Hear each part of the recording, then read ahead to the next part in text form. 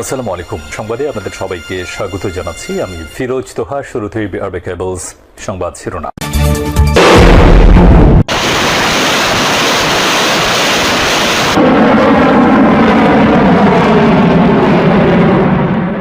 Israeli প্রধানমন্ত্রী Benjamin Netanyahu ও সাবেক প্রতিরক্ষা মন্ত্রী ইয়োভ গ্যালান্টের বিরুদ্ধে গ্রেপ্তারি পরোয়ানা জারি। সিরিয়ায় প্রেসিডেন্ট ভবনের কাছে ইসরায়েলি হামলা। বাড়ছে সীমান্ত উত্তেজনা, হামলার আশঙ্কায় পাকিস্তান কাশ্মীরে সব মাদ্রাসা বন্ধ। দাবানলে পুড়ে ধ্বংস হলো সব অহংকার, ইসরায়েল এবার টের পাচ্ছে মৃত্যু আতঙ্ক কাকে বলে। দর্শক, শিরোনামগুলো শুনছিলেন, এবার জানিয়ে দিচ্ছি বিস্তারিত।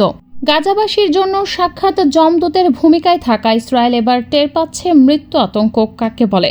দেশটিতে স্মরণকালের ভয়াবহ দাবানলে একদিনেই পুড়ে ছাই হয়েছে প্রায় ৩,০০০ একর এলাকা।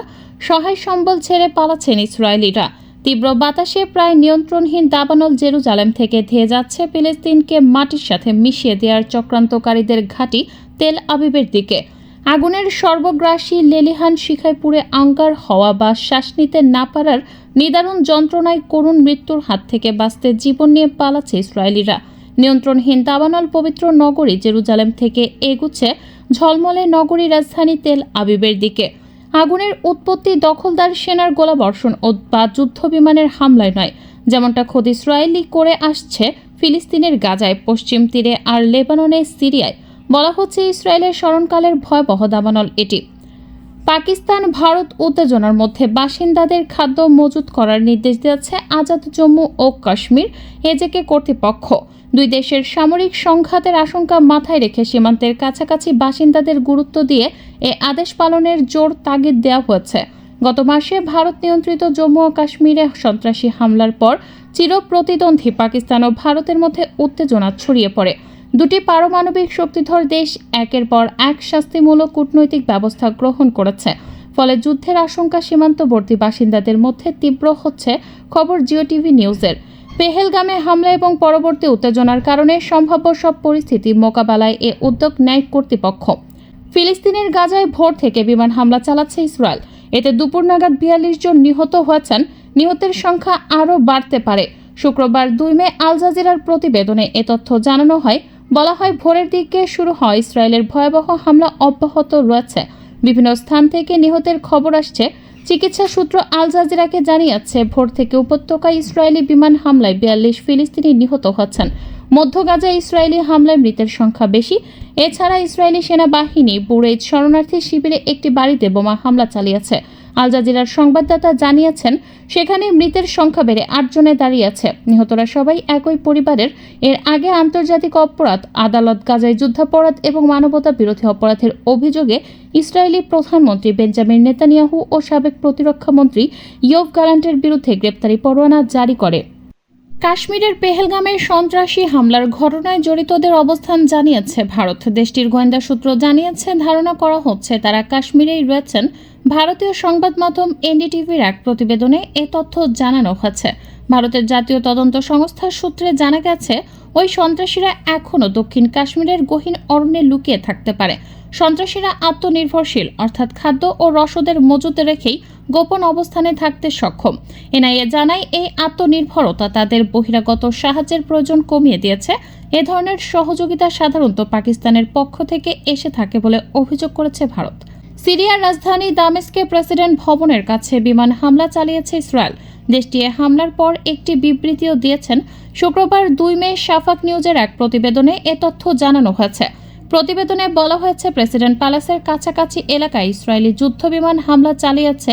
হামলার পর শুক্রবার এক যৌথ বিবৃতিতে নেতানিয়াহু বলেন, এটি ছিল সিরিয়ার সরকারের প্রতি একটি স্পষ্ট বার্তা এবং সিরিয়ার দ্রুজ সংখ্যালঘু সম্প্রদায়কে সুরক্ষা দেওয়ার একটি পদক্ষেপ। নেতানিয়াহু বলেন, দামেস্কের দক্ষিণে সিরিয়ার সেনাবাহিনীর সম্প্রসারণ এবং দ্রুজ জনগণের প্রতি হুমকি আমরা সহ্য করব না।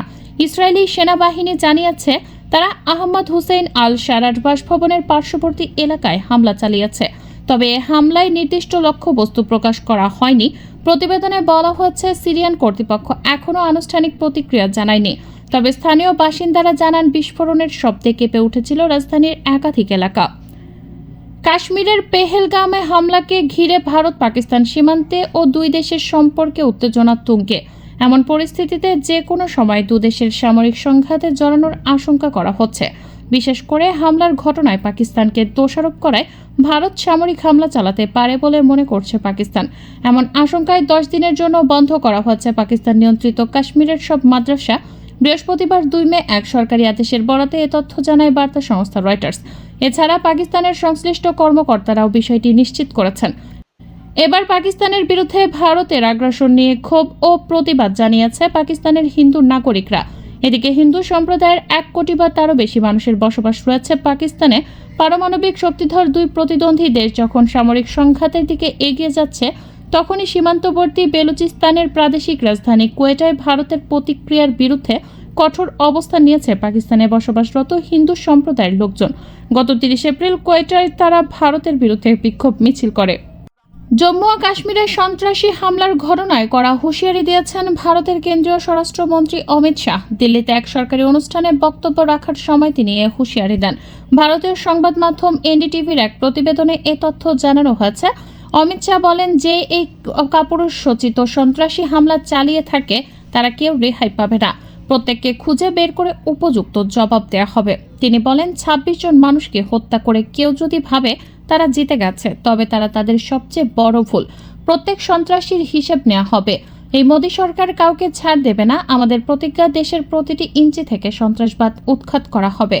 এদিকে পাকিস্তানি সম্প্রচার মাধ্যম জিও টিভি জানিয়েছে, কাশ্মীরের পেহেলগামে ভয়াবহ সন্ত্রাসী হামলার পর ভারতের সঙ্গে চলমান সীমান্ত উত্তেজনার মধ্যেই বড় পরিসরে সামরিক মহড়া শুরু করেছে পাকিস্তান সেনাবাহিনী। প্রতিবেদনে বলা হয়, সামরিক এই মহড়ায় পাকিস্তান সেনাবাহিনীর কর্মকর্তা ও সৈনিকরা তাদের পেশাদার সামরিক দক্ষতা প্রদর্শন করেন। এই মহড়ার মূল লক্ষ্য হল শত্রুর যে কোনো ধরনের আগ্রাসনের মুখে কঠোর ও কার্যকর জবাব নিশ্চিত করা। এই সামরিক মহড়া এমন এক সময় শুরু হলো যখন লাইন অব কন্ট্রোল বরাবর কিয়ানি ও মন্ডল সেক্টরে ভারতীয় সেনাবাহিনীর অকারণে গুলি চালানোর জবাবে পাকিস্তানি বাহিনী একটি ভারতীয় চৌকি ধ্বংস করে। ইসলামাবাদ দাবি করেছে, তাদের পাল্টা হামলায় ভারত নিয়ন্ত্রিত কাশ্মীরের চক্রপুত্র সহ একাধিক বাংকার ধ্বংস হয়েছে। প্রসঙ্গত, গত 22 এপ্রিল ভারত নিয়ন্ত্রিত জম্মু ও কাশ্মীরের পেহেলগামে এক সন্ত্রাসী হামলায় 26 জন পর্যটক নিহত হয়। ভারত হামলার জন্য পাকিস্তানকে দায়ী করলেও এ বিষয়ে তারা কোনো প্রমাণ উপস্থাপন করেনি। এ হামলার ঘটনার জেরে ভারত কূটনৈতিক ও কৌশলগত পদক্ষেপ নেয়। সিন্ধু নদীর পানি চুক্তি স্থগিত, পাকিস্তানি নাগরিকদের ভিসা বাতিল এবং ওয়াঘা আটারি সীমান্ত বন্ধ করা হয়। পাকিস্তান পাল্টা পদক্ষেপ হিসেবে ভারতের কূটনৈতিক ও সামরিক উপদেষ্টাদের বহিষ্কার করে, ভারতীয় নাগরিকদের ভিসা বাতিল করে এবং সীমান্তের নিজ অংশ বন্ধ করে দেয়।